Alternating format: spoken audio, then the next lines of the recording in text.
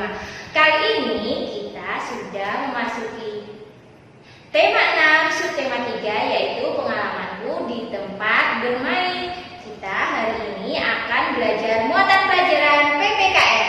Apa yang akan kita pelajari hari ini? Kita akan belajar peraturan yang berlaku pada kegiatan di sekolah. Kalau sebelumnya kalian sudah belajar tata tertib yang berlaku di sekolah, hari ini kita akan belajar apa saja sih peraturan yang berlaku ketika kalian melakukan kegiatan-kegiatan di sekolah. Siapkan alat tulis kalian, bibir jilid 6 kalian, serta buku tulis kalian. Kita awali pelajaran PPKN dengan baca basmalah bersama. Bismillahirrahmanirrahim. Perhatikan gambar berikut. Ini adalah gambar Siti dan teman-teman yang sedang bermain. Pada waktu apa mereka bermain? Benar, mereka bermain ketika jam istirahat. Ada yang sedang bermain kelereng, ada yang sedang bermain tapak gunung, ada yang sedang bermain lompat tali, ataupun hanya berdiam diri di tempat duduk masing-masing. Itu adalah kegiatan yang bisa dilakukan ketika sedang jam istirahat. Ada peraturannya loh ketika kalian melakukan kegiatan tersebut di sekolah. Mari kita pelajari bersama anak-anak. Peraturan sekolah dibuat agar tercipta suasana tertib di sekolah. Bayangkan kalau tidak ada peraturan. Bayangkan jika kalian melakukan atau melanggar tata tertib, tidak ada yang mengingatkan, tidak ada sanksi atau hukuman. Apa yang akan terjadi? Suasana sekolah pasti akan kacau, ya tidak? Nah, perhatikan, ini adalah gambar Siti dan teman-teman yang sedang beristirahat. Biasanya anak laki-laki bermain sepak bola ya. Ya, kalau kalian biasanya kalau istirahat dia tuh bermain sepak bola di hall. Nah, ada juga yang bermain tapak gunung, ada juga yang bermain lompat tali.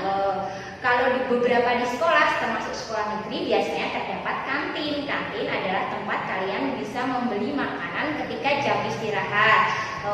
Perhatikan juga gambar tersebut, Siti yang sedang berbagi makanan dengan teman. Nah, ketika melakukan hal tersebut ada beberapa aturan.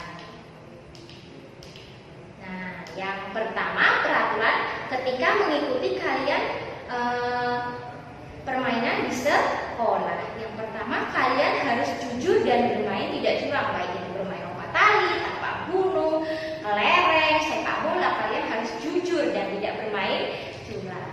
Yang kedua, kalian juga ketika bermain dengan temannya pada saat jam istirahat diharapkan tidak berlebihan, karena biasanya kalau berlebihan ketika bermain ada yang bisa terluka. Yang ketiga, kalian juga harus mengantri giliran bermain. Misalnya kalian bermain tapak gunung, tidak mungkin 2 orang sekaligus langsung bermain, harus antri di belakangnya. Yang keempat, harus mau menerima kekalahan. Main sepak bola ketika jam istirahat, kalau misalnya timnya kalah, ya harus menerima kekalahan, malah emosi. Itu peraturan ketika kalian mengikuti permainan di sekolah.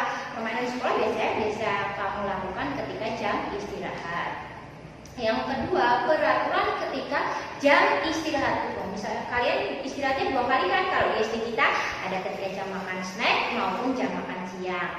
Peraturan yang kalian harus patuhi adalah 1, tidak lupa waktu ketika bermain. Misalnya waktunya hanya 30 menit. Ya sudah, 30 menit itu kalian manfaatkan dengan baik. Setelah makan snack, membuang sampah snack pada tempatnya, membersihkan ceceran makanan, kemudian masih ada sisa waktu, kalian harus segera bermain. Setelah itu kalian harus bersiap berbaris. Jangan malah temannya sudah berbaris, kamu masih bermain, atau temannya sudah masuk kelas, kamu masih bermain. Itu tidak baik ya anak-anak.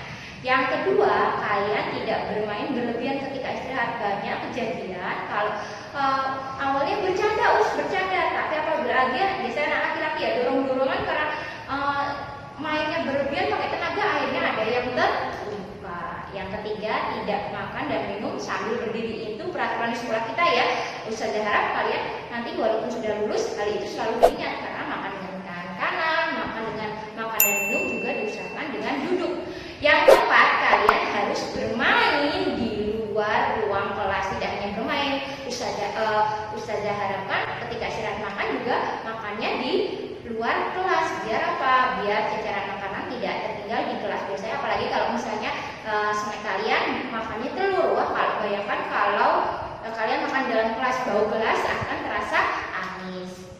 Yang kelima, setelah bermain, di kelas kalian ada box mainan kan? Setelah bermain, Ustazah harap kalian semua merapikan mainan kepada tempatnya kembali. Itu adalah 5 peraturan ketika jam istirahat. Kemudian perhatikan ini, halo, kegiatan apa ini? Ya, benar, ini adalah kegiatan piket kelas. Ada Lani yang sedang membersihkan meja, ada Udin yang sedang menghapus papan tulis, ada Dayu yang sedang menyapu lantai. Ini piket kelas. Piket kelas tidak mungkin dilakukan sendirian, karena kalau piket kelas dilakukan sendirian, pekerjaan itu tidak akan selesai dalam waktu yang singkat dan kalian akan terasa berat karena membersihkan satu ruangan kelas harus dilakukan dengan kerjasama dan membagi pekerjaan secara adil. Ingat ya, jika sudah ditentukan misalnya piket kelasnya hari Senin, ya kamu harus melakukan piket kelas secara bertanggung jawab. Peraturannya adalah yang pertama, kalian harus menjalankan piket kelas sesuai jadwal yang Senin ya Senin kalian laksanakan. Yang kedua, kalian harus membagi tugas piket dengan adil seperti gambar tersebut. Ada yang menyapu, ada yang membersihkan meja, ada yang menghapus papan tulis, ada yang membuang sampah di tempat sampah di luar. Nah, itu akan memperingan pekerjaan kalian.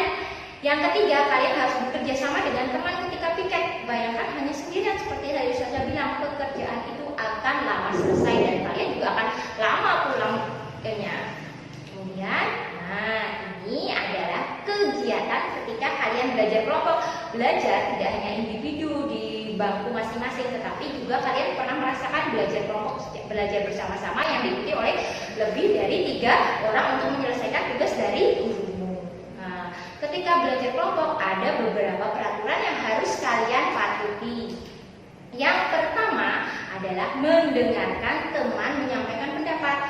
Kalau ada teman yang mau menyampaikan pendapat, ini jawabannya seperti ini, didengarkan dulu, jangan malah dipotong. Oh tidak, jawaban yang paling benar. Tidak seperti itu ya sayang. Ketika kalian belajar kelompok harus saling menghargai. Yang kedua, kalian harus menyampaikan pendapat dengan santun. Ketika kalian mau menyampaikan pendapat, aku misalnya ngangkat tangan dulu, kemudian sampaikan dengan bahasa yang santun, dengan bahasa yang baik, tidak perlu marah-marah. Yang ketiga, kalian harus menanggapi pendapat temanmu dengan santun juga. Misalnya temanmu berpendapat tapi kamu marah-marah, pendapatmu jelek, kamu salah, itu jawabanmu salah. Jangan seperti itu. Tanggapi pendapat temanmu atau pemikiran temanmu dengan baik dan sopan. Yang keempat, melaksanakan apapun hasil diskusi hari itu dengan penuh tanggung jawab. Misalnya sudah ditentukan pemecahan masalahnya, jawabannya bersama-sama, hasilnya bersama-sama, ya sudah ditulis bersama-sama dan dilaksanakan bersama-sama. Tidak boleh ada yang egois. Kalau semua kompak menyelesaikan tugas kelompok, saya yakin pekerjaanmu cepat selesai, ya toh? Dan kalian juga akan rukun. Bayangkan kalau saling bermusuhan, saling menang sendiri, pekerjaan saya yakin tidak akan cepat selesai dan akan terjadi pertengkaran. Selanjutnya kalian akan mengerjakan latihan soal PPKN KD 3.2 dengan menjawab pertanyaan nomor 1 dan 5 berdasarkan teks bacaan. Kemudian untuk nomor selanjutnya kalian harus memberi tanda checklist tentang atau silang checklist kepada yang mematuhi tata tertib. Kemudian yang silang yang tidak sesuai dengan tata tertib. Pada tabel ya, kerjakan dengan menggunakan tegak bersambung. Ingat, menjawabnya pada lembar kotak-kotak dan tegak bersambung yang rapi. Kalau tegak bersambungnya 3 kotak ke bawah, ya jaraknya 3 kotak. Jangan kamu sumpel-sumpel, jangan kamu paksakan. Jika kamu kurang, tolong beri tambahan pada kertas menulis di rumah. Demikian pelajaran Ustazah hari ini. Jika ada yang belum paham bisa wapri ke Ustazah ya atau ke yang kalian. Terima kasih. Semoga pelajaran hari ini bermanfaat. Ustazah minta maaf. Astagfirullahaladzim. Wassalamualaikum.